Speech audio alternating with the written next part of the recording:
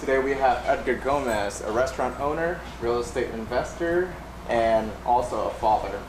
And he's going to share a bunch of knowledge with us, and I'm excited to get this ball rolling. Edgar, thank you for joining us. Thank you. I think, my motto is, do to others as you want them to do to you. You don't want to abuse people because you don't want to be abused by anybody. So that's what I think. Yeah. I came to the United States when I was about 22 years old with about $17 in my pocket. That was in 1980. There was some civil unrest in my country, so I decided to get out of there. So I started working in a restaurant as different things, cook, busboy, pantry boy, whatever was available. So after 4 years, trying to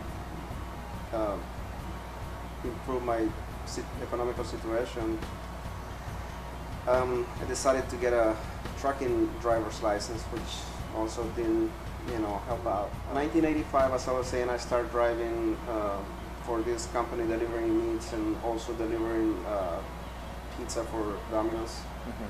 And I did that for about a year, and sometime during that time I was offered a position as an assistant manager, which I kind of rejected because I was making more money as a delivery driver.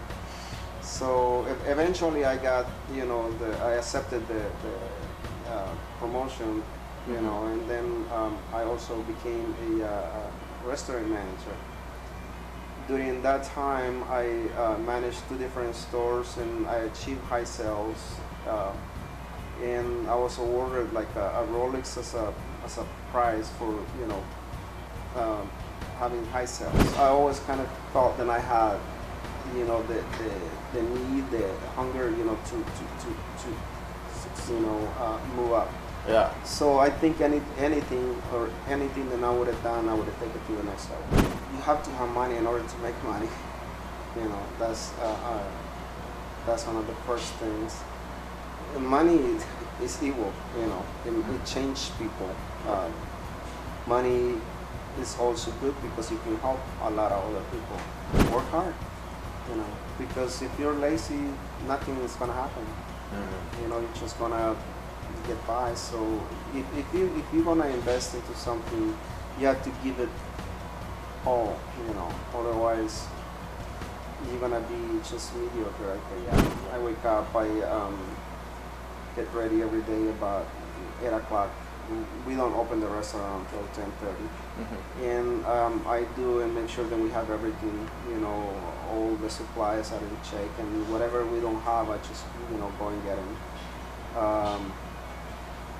Try to make sure that all of the things that we're gonna need for that particular day are available.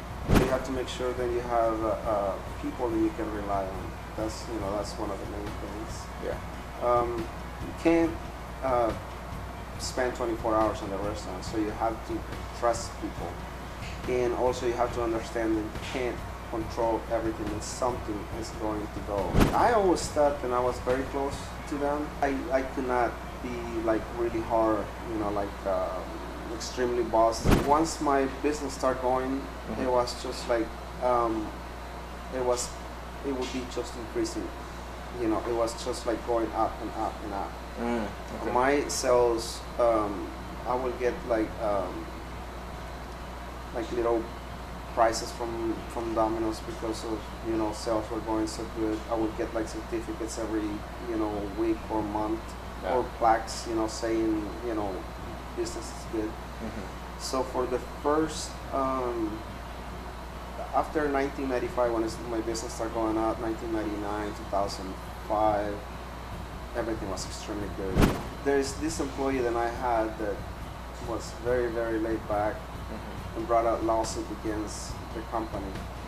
And even though he had no foundation for the lawsuit, I just went ahead and settled, because to fight it would have cost me a lot more money than, not to settle. So I think that not seeing what was happening. You know, not make plans for things like that not to happen. I don't think there's anybody, or at least from my perspective, I don't think that anybody can have just enough money or enough things to say, I made it. You know? Even during the days then where I was at my highest moment, I don't even think at that time I said, wow, you know, I still think, you know, there is more. The pros of franchising is that everything is already designed and ready for you. So you just walk in and everything is there. So you don't have to think about anything. You know, there is somebody else already doing the thinking for you. But at the same time, you have to pay for those services. Being independent, you know, you have to think about what, you know, you have to create things, you know. You have to come up with new ideas, you know, in order to keep things going. Yeah.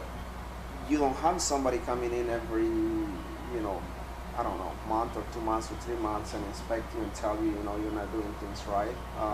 You don't have to pay royalty fees. So you basically on your own to make mistakes or to do good things, you know. Yeah.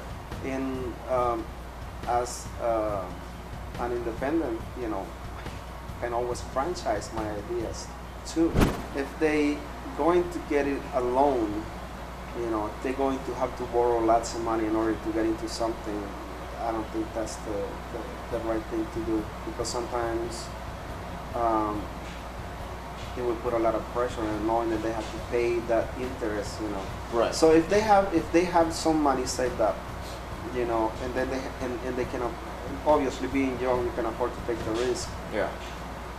And being also with the idea that they may not succeed, you know, Yeah. they may fail on that. So if they have an open mind and they can see that they may fail on that, and they have that money that they're investing, they can write it off, you know, from the beginning, because that money is going to vanish. Mark Cuban said that you have to be, in his word, a moron to want to start a business on a loan, because there's only one thing that's certain, and that's you having to pay it back. Yes. But your business is still uncertain whether it's going to grow or not. I think, you know, taking risk is always a good thing. If I were to go back, I think I would probably do the same thing than I did. I would just probably buy more stores, more franchise. I think when somebody tells me, you know, when I come into the dining room and people say, you know, food was great, I think that makes me feel good.